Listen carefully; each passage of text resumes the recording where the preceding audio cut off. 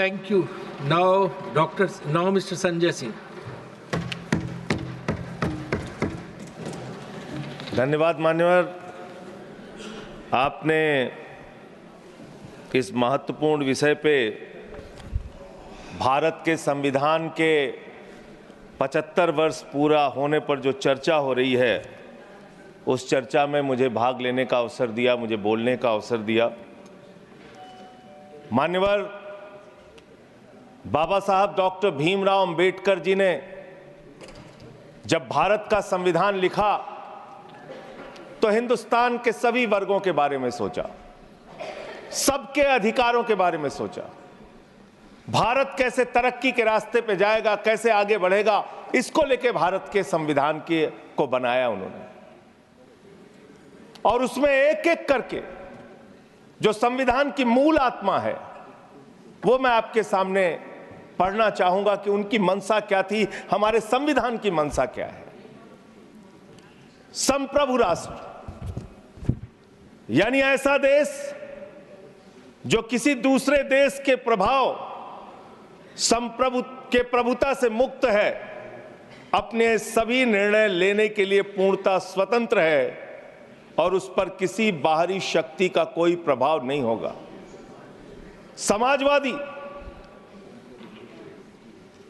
समाजवाद एक ऐसा विचारधारा है जो ये मानती है कि समाज के सभी लोगों तक संपन्नता का हिस्सा पहुंचना चाहिए।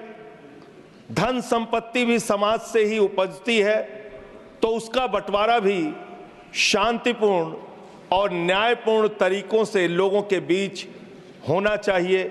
लोकतांत्रिक समाजवाद की ये विचारधारा कहती है कि धन समाज के कुछ लोगों तक सीमित नहीं रहना चाहिए।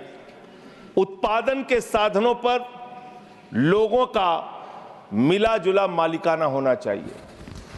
ये भारत का संविधान कहता है मान्यवर। और आज क्या स्थिति है, भारत की क्या स्थिति है मान्यवर, मोदी जी के राज में क्या स्थिति है? 5%, देश के 5% लोगों के पास देश की 60% संपत्ति है और देश के 50% लोगों के पास मात्र 3% संपत्ति है। और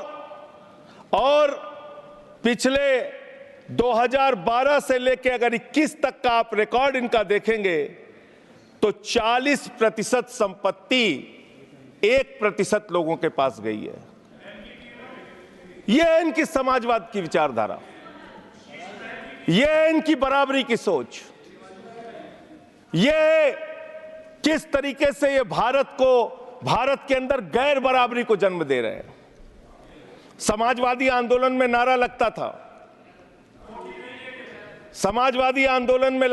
लगता था, जब तक दुखी इंसान रहेगा धरती पर तूफान रहेगा।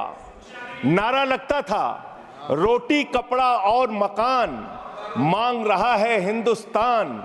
नारा लगता था धन और धरती बट के रहेगी, भूखी जनता चुप न रहेगी। लेकिन आज भारत को इस हालत में इन्होंने पहुंचा दिया है मान्यवर, जहां पर 3% संपत्ति 50% लोगों के पास है और 5% लोगों के पास देश की 60% संपत्ति है। इसके आगे हमारा संविधान कहता है सेकुलरिज्म की बात, धर्मनिरपेक्षता, जिसका खुलेआम आप विरोध कर रहे हैं। ये एक ऐसी सरकार है, हमारे प्रधानमंत्री जी भारत के संविधान पे शपथ लेकर देश के प्रधानमंत्री बने।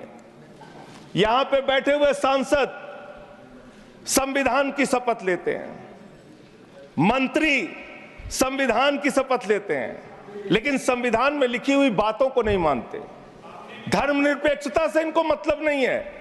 हमको अगर दर्शन करना होता है मान्यवर तो हम काशी जाते हैं, महाकाल का दर्शन करने उज्जैन जाते हैं, प्रभु श्री राम का दर्शन करने अयोध्या जाते हैं। लेकिन भाजपाइयों को जब दर्शन करना होता है तो ये मस्जिद में भगवान का दर्शन करने जाते हैं, मस्जिद में भगवान का दर्शन करने जाते हैं। मस्जिद में मंदिर खोज रहे हैं पूरे देश के अंदर। तो इसलिए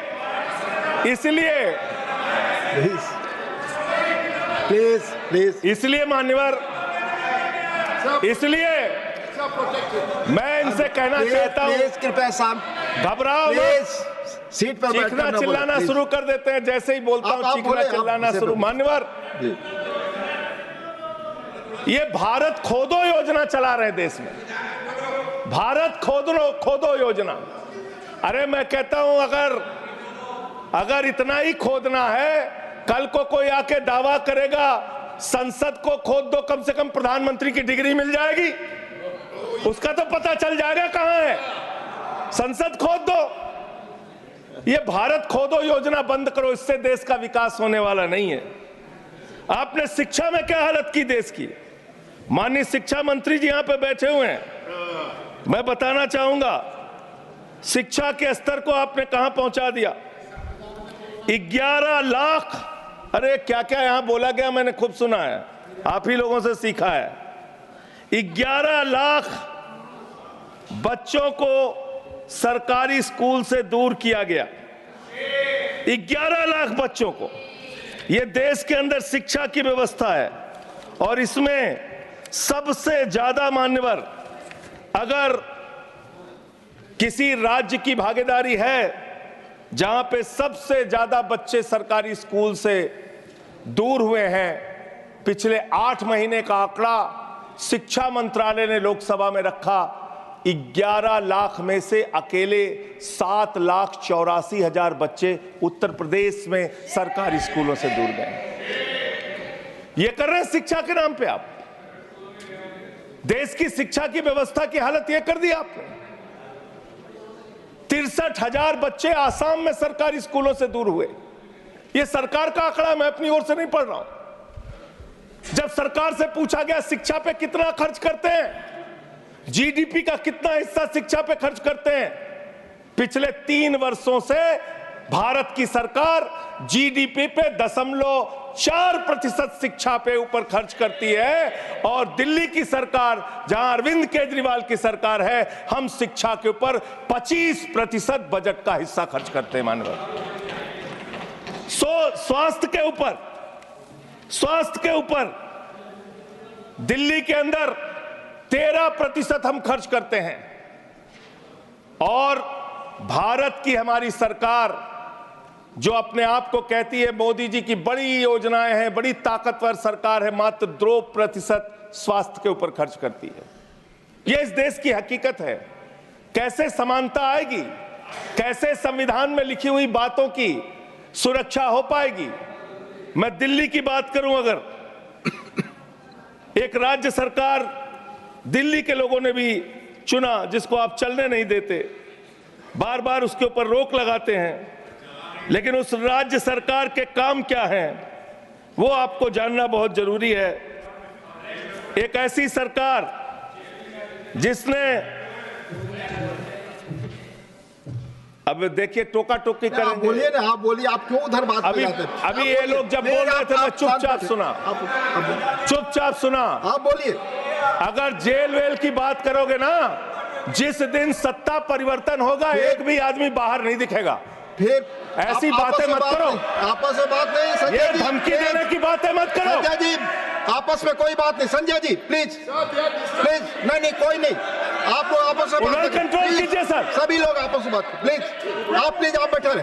प्लीज ऐसे धमकी देकर काम मत करो। आप विषय पे बोले। अडानी की दलाली करने वाली सरकार हमसे सवाल कर रही है। विषय पर संजय जी जो विषय बोलेंगे, भ्रष्टाचार बोलेंगे, विषय पर बोलिए प्लीज, विषय पर बोलिए प्लीज। अडानी की दलाली करने वाले लोग हमसे सवाल करेंगे। मुझे लगता है कि संजय जी अपना आपा खो गए हैं और उन्होंने अपनी शब्दावली को ध्यान में रखना चाहिए और ये जो उन्होंने वाक्य इस्तेमाल किया ये एक्सपंज होना चाहिए। प्लीज आप बोले प्लीज। प्लीज प्लीज बैठ। आप सर बोलिए। मैं दिल्ली के काम बता रहा हूं। आप दिल्ली के काम बताइए, आपस में दिल्ली की टिप्पणी ना सरकार करें। ने क्या किया है मेरा सभी से संविधान की आग्रह है, रक्षा के आपस लिए? में टीका टिप्पणी ना करें। दिल्ली की सरकार ने क्या किया है इस देश के नागरिकों को मजबूत बनाने के लिए? दिल्ली की सरकार ने क्या किया है शिक्षा और स्वास्थ्य पे काम करने के लिए? दिल्ली की सरकार ने क्या किया है बाबा साहब के लिखे गए एक एक शब्द को जमीन पे उतारने के लिए? दिल्ली के अंदर शिक्षा में हमने 25% खर्च किया, स्वास्थ्य में हमने 13% खर्च किया, दिल्ली में हमने बिजली फ्री दिया। पूरे देश में पहली सरकार है जो बिजली फ्री देने का काम करती है। दिल्ली के अंदर केजरीवाल जी ने 200 यूनिट बिजली फ्री, 400 यूनिट बिजली आधे दाम पे दिया। दिल्ली के अंदर केजरीवाल की सरकार ने इलाज मुफ्त किया, पानी मुफ्त दिया। दिल्ली के अंदर सीट पर बैठकर बुजुर्गों को तीर्थ यात्रा, माननीय मंत्री, बुजुर्गों को तीर्थ यात्रा कराने का काम किया। बुजुर्गों को तीर्थ यात्रा कराने का काम किया दिल्ली की सरकार ने। दिल्ली की सरकार ने माताओं बहनों के लिए बस की यात्रा फ्री करने का काम किया। और अगली योजना आ रही है, दिल्ली में केजरीवाल मुख्यमंत्री बनेंगे, दिल्ली की महिलाओं को 2100 रुपए हर महीने उनके खाते में पहुंचाया जाएगा। हम महिला को सशक्त करेंगे, मजबूत करेंगे। संविधान पर भी जोड़िए उसको, संविधान पर बोलिए। संविधान पे बोल, हाँ, संविधान पर बोलिए संजय जी। संविधान के अंतर्गत मैं एक चुनी हुई सरकार के बारे में बोल रहा हूं। संविधान पर चर्चा हो रही है, दिल्ली में अपेक्षा होगी संविधान पे आप बोले और दिल्ली में, आप हाँ, बैठे रहे। सब बोल रहा हूं। दिल्ली के अंदर 200 किलोमीटर के मेट्रो नेटवर्क को हमने 2015 से बढ़ाकर प्लीज स्पीक ऑन 450 किलोमीटर किया। संजय जी कॉन्स्टिट्यूशन पे बोलिए। सर उन्होंने अपने सरकार की उपलब्धि गिनाई, आपने उनको नहीं रोका। प्लीज, अगर हम दिल्ली में एक चुनी हुई सरकार के काम को बता रहे हैं, हम सबसे आग्रह कर रहे हैं अपने विषय पर बोलिए। जिस राज्य से मैं चुना गया हूं आपसे भी कर रहे हैं, उस राज्य में क्या काम हो रहा है, क्या ये देश इनको दर्द क्यों हो रहा है? प्लीज विषय संविधान पर चर्चा, में तकलीफ क्यों हो रही है? संविधान पे चर्चा है, हर सदस्य से इनको तकलीफ क्यों हो रही है? हर सदस्य से हम अपेक्षा करते हैं संविधान पर बोले। तो दिल्ली में प्लीज जेल 3 घंटे ईडी सीबीआई दे दो, सबको भेज दूंगा। चलो दे दो ईडी संजय जी, आप बोलते हैं, प्रवोक करते हैं, आप इसे पर बोलिए। ये सब चीजें नहीं जाएंगी, ये सब चीजें नहीं जाएंगी रिकॉर्ड पे। प्लीज, वो बोल रहे हैं जेल क्यों गए? आपस में बात न करें, आप बोले संविधान पर। नहीं, आप रोक रहे हैं उनको। आपस में बात न करें प्लीज, प्लीज। आप इस तरह टिप्पणी नहीं कर सकते माननीय सदस्यों पर, वो चीजें रिकॉर्ड में नहीं जाएंगी। इस तरह की टिप्पणी सदस्यों पर एक दूसरे पर करना, प्लीज आप विषय पर बोले। सर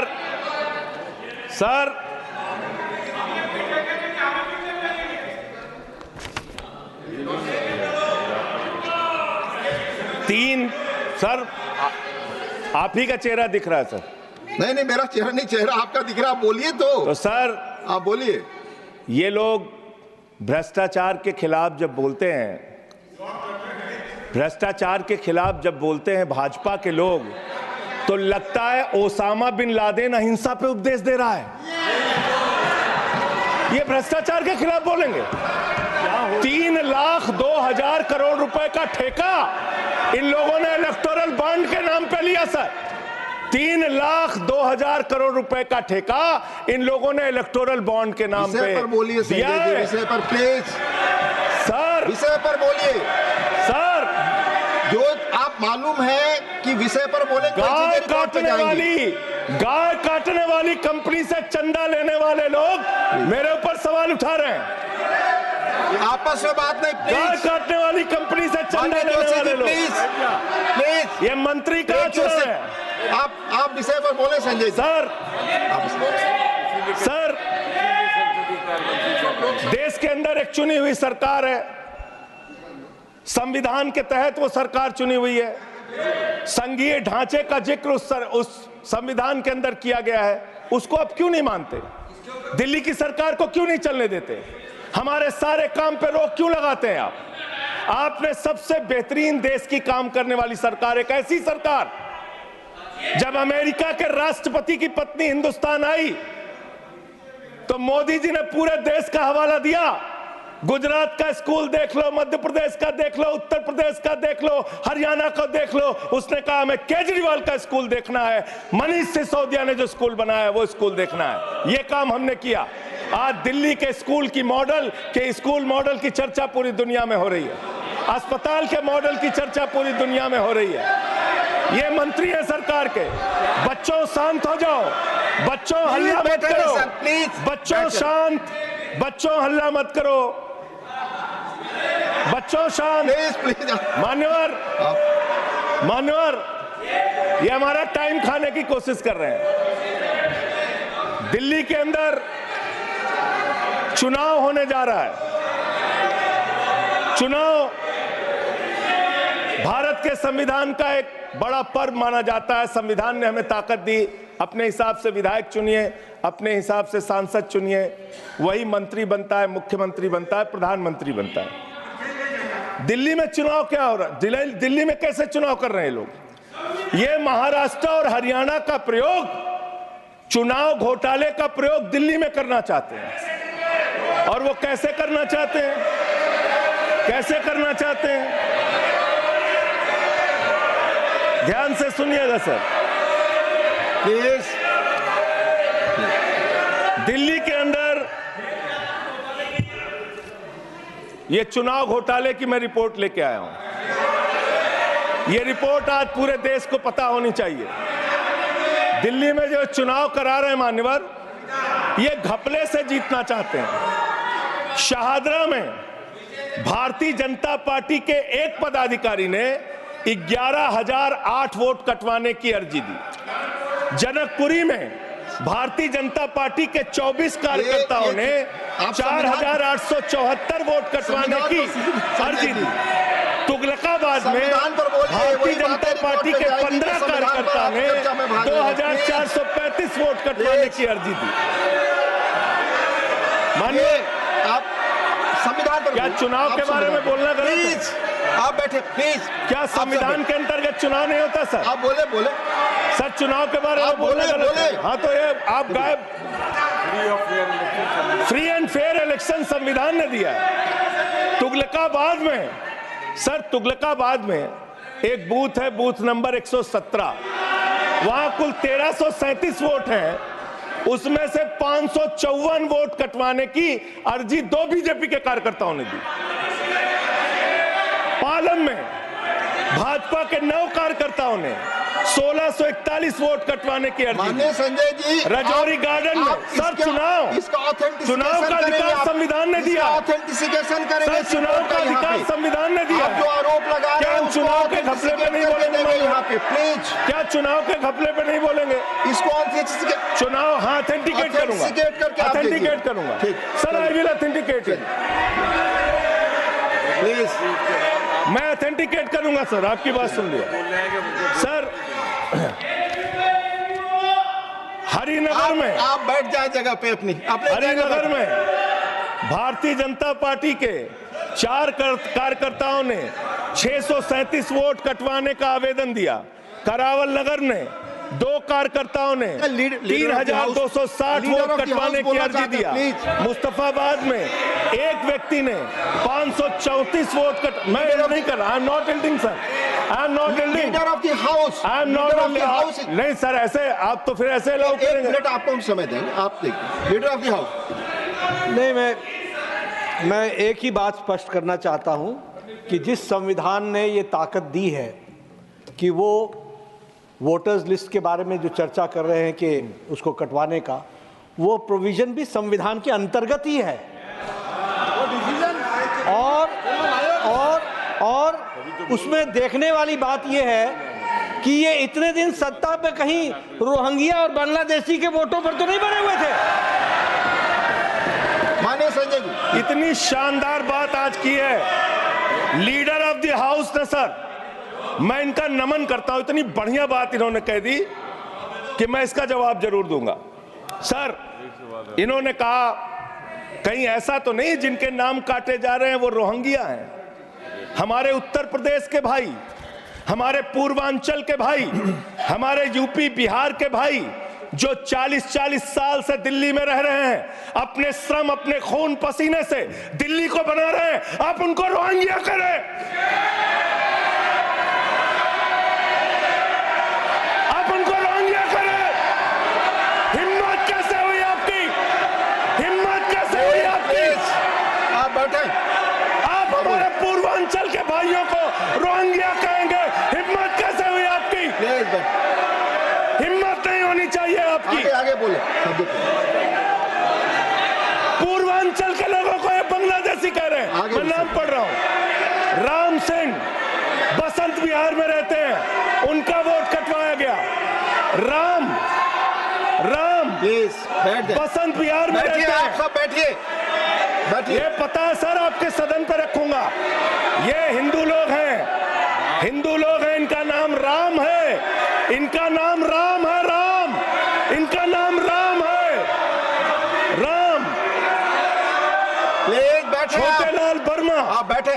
छोटे लाल वर्मा, अंबेडकर नगर, बस्ती, आरकेपुरम, दिल्ली, इनका नाम कटवाया गया।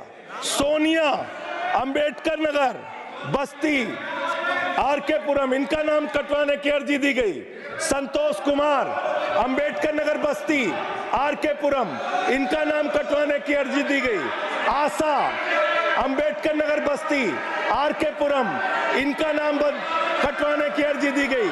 गीता, हरकेश, सुशील कुमार, नरेंद्र, सुमन, ये सारे नाम लेके आया हूं। ये हमारे यूपी के, बिहार के, ये दिल्ली में रहने वाले 40-40 साल पुराने रहने वाले लोग हैं। ये बांग्लादेशी नहीं है, ये रोहिंग्या नहीं है। इनको आपने रोहिंग्या और बांग्लादेशी कहा है। पूर्वांचल के लोग आपकी जमानतें जब्त कराएंगे दिल्ली के चुनाव में, देखना। सर आप ही दिख रहे हैं, मेरी बात तो नहीं जा रही। आप ही बोल रहे हैं। सर आपको मैंने नाम पढ़ के बता दिया। ये लिस्ट यहां रखूंगा और मैं चाहता हूं ये ऑथेंटिकेट करने के लिए आपने कहा मैं नाम दूंगा। इसकी उच्च स्तरीय जांच कराइए, कैसे इन लोगों के नाम कटवाने की अर्जी दी जा रही है। यही महाराष्ट्र में घोटाला किया इन लोगों ने, यही हरियाणा के अंदर घोटाला किया इन लोगों ने।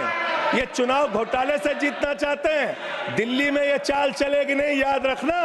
केजरीवाल और आम आदमी पार्टी यहाँ पे बैठी है। संविधान पर बोलिए। यहाँ पे ये चाल नहीं, संविधान पे बोल रहा हूँ सर। संविधान, ये चुनाव ही गड़बड़ कर देंगे। इसे आगे बढ़िए। चुनाव ही गड़बड़ करेंगे तो संविधान कहाँ से बचेगा सर? चुनाव ही निपटाने पे लगे हुए ये लोग।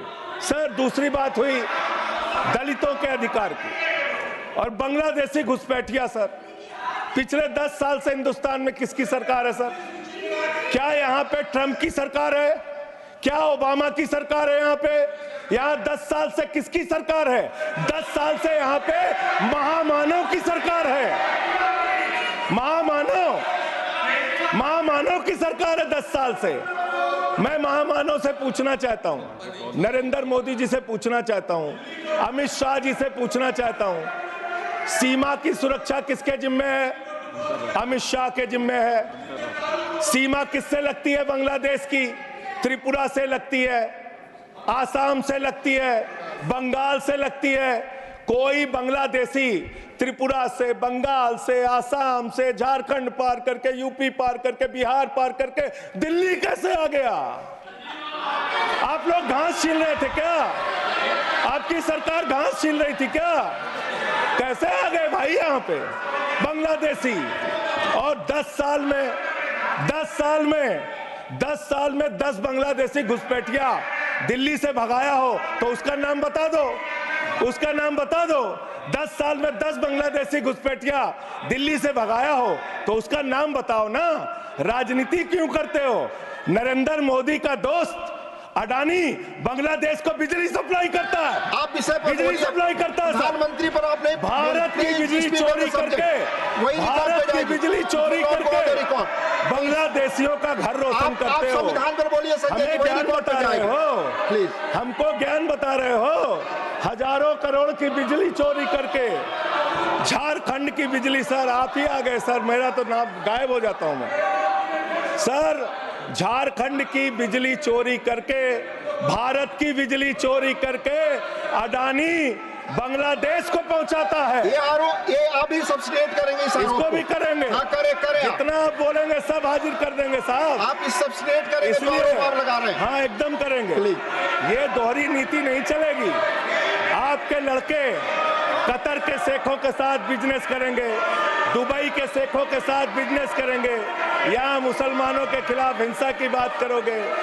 मैं एक बात इन लोगों को समझाना चाहता हूँ, दिल्ली चुनाव में आ रहे हो, शांति से आना, एकदम शांति से आना। यहाँ पे अगर गंदी राजनीति की, हिंदू मुसलमान किया, तो हमने दिल्ली वालों को सिखा दिया है, जब तुम कहोगे हिंदू मुसलमान, वो कहेंगे स्कूल अस्पताल, स्कूल अस्पताल, स्कूल अस्पताल। आपको मैं बताना चाहता हूँ, यहाँ किसी भी तरह की तानाशाही और दादागिरी दिखाने की कोशिश मत करना। दिल्ली का चुनाव मुद्दों के ऊपर लड़िए, चुनाव का घोटाला मत कीजिए। चुनाव हार रहे हो तुम 3 बार से, तो तुम सोच रहे हो वोटर लिस्ट में गड़बड़ी करा देंगे, इससे काम नहीं चलेगा सर।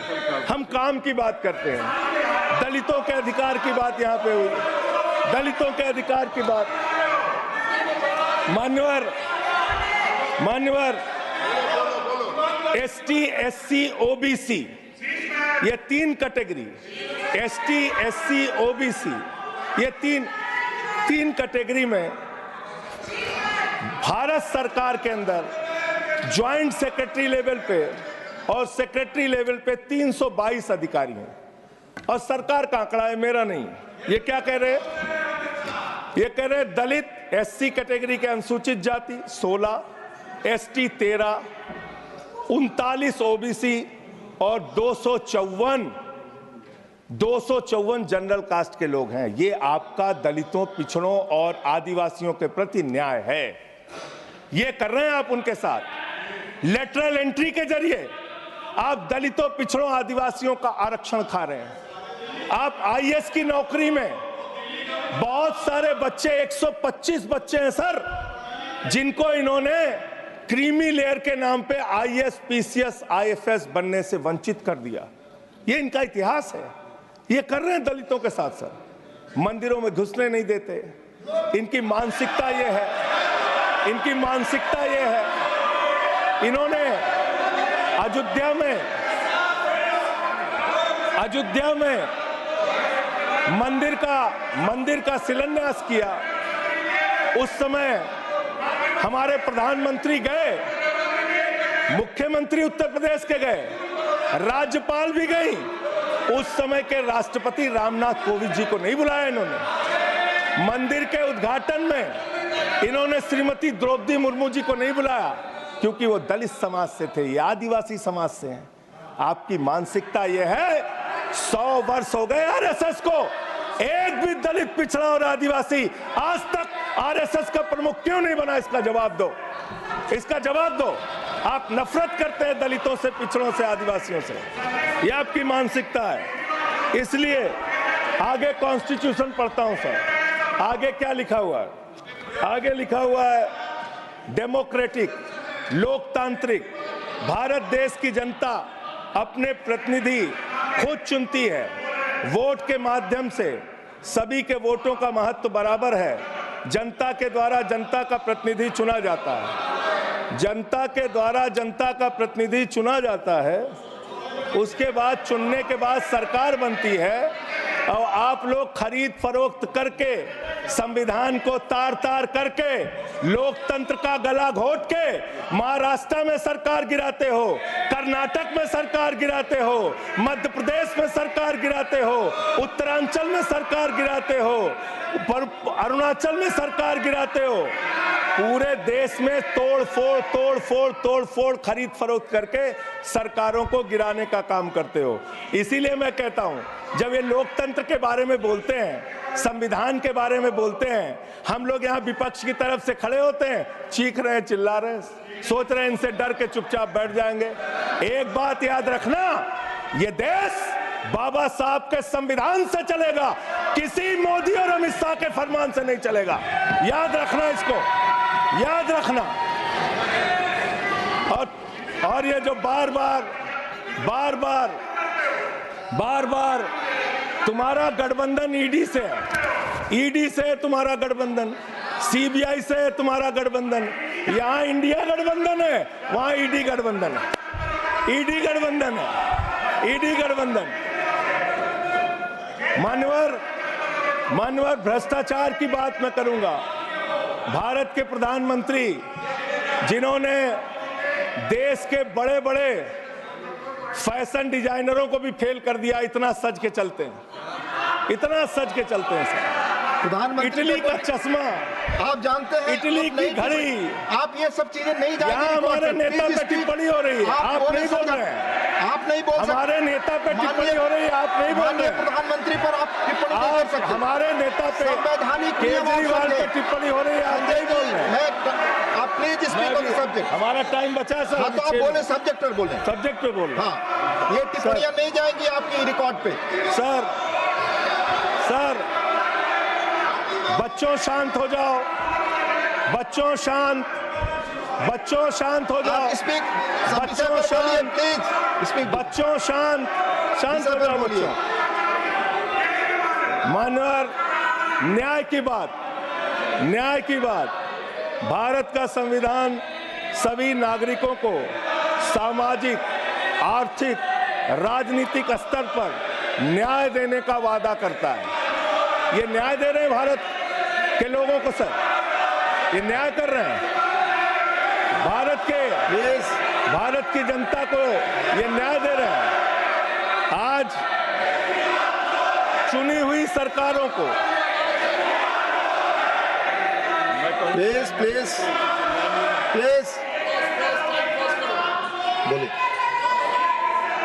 बोलिए अपने विषय पे बोलिए। सर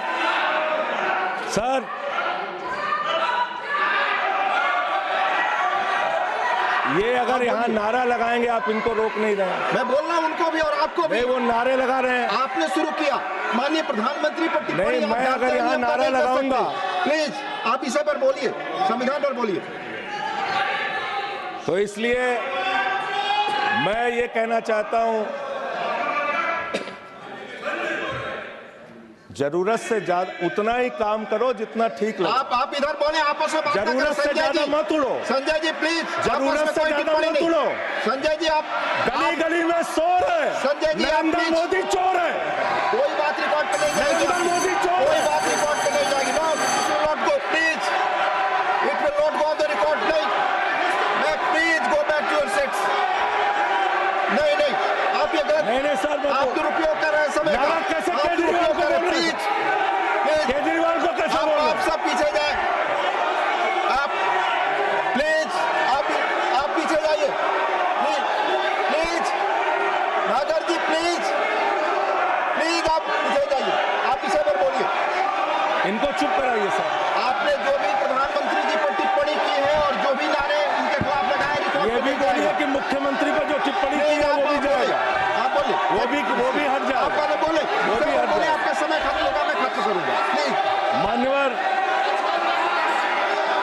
पिछले दिल्ली के अंदर कानून व्यवस्था की क्या हालत है? कल हमने महिला अदालत किया दिल्ली में। देश की राजधानी दिल्ली आज अपराधों से सहमी हुई है, परेशान है। क्या हालत है सर?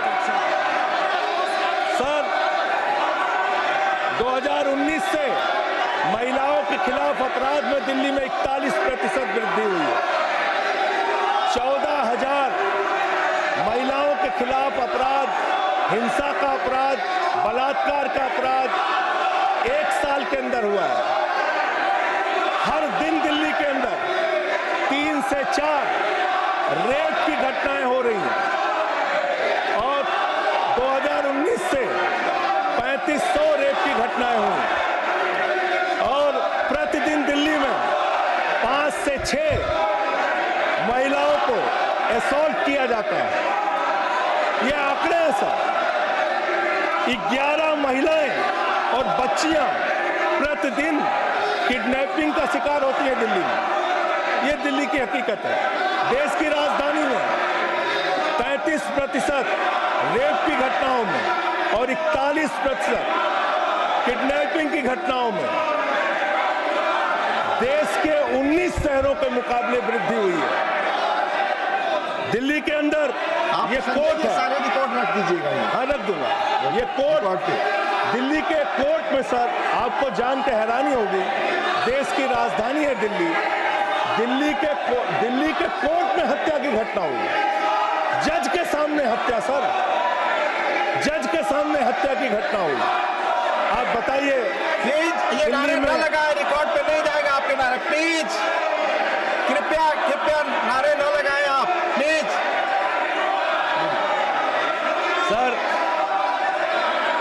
सर दिल्ली के अंदर कोर्ट में हत्या हुई। देश की राजधानी में राष्ट्रपति रहते हैं, प्रधानमंत्री रहते हैं, उपराष्ट्रपति रहते हैं, सारे लोग रहते। सर मेरा वीडियो नहीं आ रहा, सारे लोग रहते हैं देश की राजधानी में, और इस देश की राजधानी की अदालत में हत्या हो रही है। इसलिए मान्यवर, मैं आपके माध्यम से अनुरोध करना चाहता हूं, अंत में एक बात कह के, आज जब मैं आ रहा था, काशी लंका में रेहड़ी पटरी वालों की दुकानें तोड़ी जा रही हैं, गरीबों को उजाड़ा जा रहा है। जिस राजधानी दिल्ली में हम लोग रहते हैं सर, झुग्गी बस्तियों को तोड़ा गया, झुग्गी बस्तियों को उजाड़ा गया, और हर साल का आंकड़ा है, मैं आपके सामने रखूंगा। मेरा आग्रह होगा प्लीज अपने सीट पर जाएं, प्लीज। मान्यवर, एक बशीर बद्र की लाइन है, लोग टूट जाते हैं, बस खत्म हो रहा है। लोगों के घर उजाड़े जा रहे हैं सर, फिर आप ही का चेहरा आ रहा है सर। गरीबों को घर उजाड़ा जा रहा है दिल्ली में। बशीर बद्र की एक लाइन के साथ अपनी बात को खत्म करूंगा। लोग टूट जाते हैं एक घर बनाने में, तुम तरस नहीं खाते बस्तियां जलाने में। लोगों को उजाड़ना बंद करो। तुमने अयोध्या में उजाड़ा, तुमने काशी में उजाड़ा, तुमने दिल्ली में उजाड़ा। ये बुलडोजर राजनीति से देश का भला होने वाला नहीं है। ये चीखने चिल्लाने से कुछ नहीं होने वाला है, और तुम्हारी तानाशाही के आगे झुकेंगे नहीं कभी। धन्यवाद। ये नारेबाजी लगा के धन्यवाद संजय जी, धन्यवाद, बहुत बहुत धन्यवाद। धन्यवाद। प्लीज माननीय लीडर, प्लीज माननीय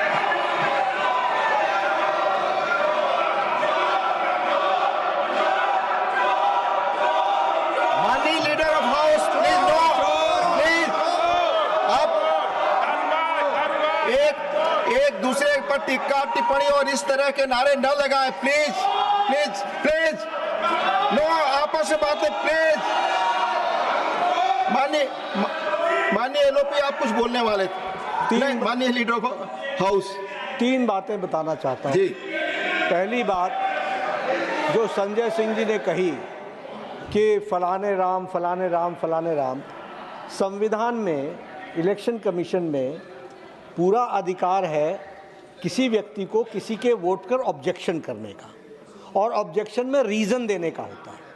जिन लोगों ने भारतीय जनता पार्टी की तरफ से ऑब्जेक्शन दिया है तो साथ में रीज़न भी दिया है, और वो चाहे पूर्वांचल हो, चाहे रोंगिया हो, चाहे बांग्लादेशी हो, चाहे घुसपैठिया हो, वो सब उसमें आते हैं। दूसरी बात, इसलिए इसको राजनीतिक रंग देने की जरूरत नहीं है।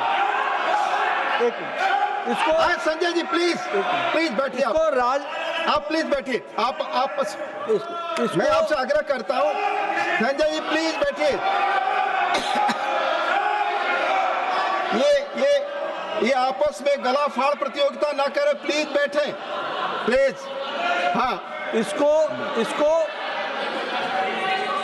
इसको संविधान के नजरिए से देखने की आवश्यकता है, और आज हम संविधान पर चर्चा कर रहे हैं। इसको राजनीतिक रंग देने की जरूरत नहीं है। दूसरी बात आपने कही, सरकारें गिरा दी। अरे भाई, मध्य प्रदेश में हम 5वीं बार चुन करके आ गए, उत्तर प्रदेश में हम दूसरी बार लगातार आ गए। आपने महाराष्ट्र के बारे में कहा कि खरीद फरोख्त हुई, महाराष्ट्र ने landslide victory Bharatiya Janata party को दी। अरुणाचल प्रदेश में राउत साहब लैंडस्लाइड, आप तो उस दिन बोल रहे थे कि मैं तो विश्वास ही नहीं कर पा रहा हूं, लैंडस्लाइड। और अरुणाचल प्रदेश में लगातार तीसरी बार आ गए हम, गोवा में लगातार हम तीसरी बार आ गए। हम हैट्रिक बना रहे हैं। और जनता के आशीर्वाद से आ रहे हैं और वह समय दूर नहीं जब दिल्ली में भी आएंगे। लेकिन मैं संजय जी से यह जरूर कहना चाहता हूं कि भावनाएं कभी भी सीमा को क्रॉस नहीं करना चाहिए और इस सदन के डिबेट को जहां जहां आपने उसका स्तर नीचा किया है, उपसभापति जी आप जरा रिकॉर्ड देख करके उनको एक्सपंज करने की कृपा करेंगे, इतना ही मैं देखा जाएगा।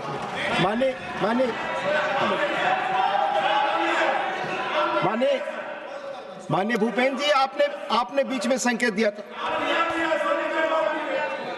माननीय भूपेंद्र जी प्लीज, आप बोल चुके हैं, प्लीज बोल चुके हैं। सर, नियम 238 है, उसके 2 बिंदु हैं। 238 का एक है, ऐसा कोई तथ्यात्मक विषय जिसमें न्यायिक विषय विचाराधीन हो। Election commission quasi judicial authority के रूप में काम करता है। आपको अगर ऑब्जेक्शन है तो वहाँ डिसीजन के लिए अभी फैक्ट पे विषय पेंडिंग है, तो ऐसे तथ्यात्मक विषय को यहाँ पर उल्लेख नहीं कर सकते क्योंकि आप खुद ही गए हुए हो। तो इलेक्शन कमीशन की क्वासी जुडिशियल डिसीजन है, आप यहाँ चर्चा नहीं कर सकते। दूसरा, 238 का 4, राज्यसभा के किसी निश्चय पर जो भी मोशन हम लेके आते हैं उसे रद्द करने का प्रस्ताव के अतिरिक्त आक्षेप नहीं करेगा। आप संविधान के अतिरिक्त जो भी बोल रहे हैं वो आप गलत बोल रहे हैं, नियमों के तहत आप उसको हटा दीजिए। धन्यवाद। माननीय संतोष कुमार पी, माननीय संतोष कुमार पी, आप बोल चुके हैं संजय नहीं। माननीय संतोष कुमार पी, माननीय संतोष कुमार पी, प्लीज आपकी बात रिकॉर्ड पे जाएगी। संतोष कुमार पी, संजय जी बैठ जाए, बैठ जाए, बैठ जाए।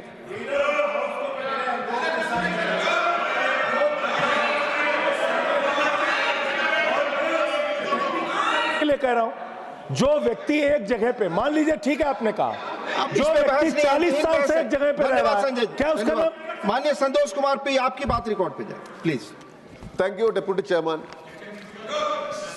Sir, the constitutional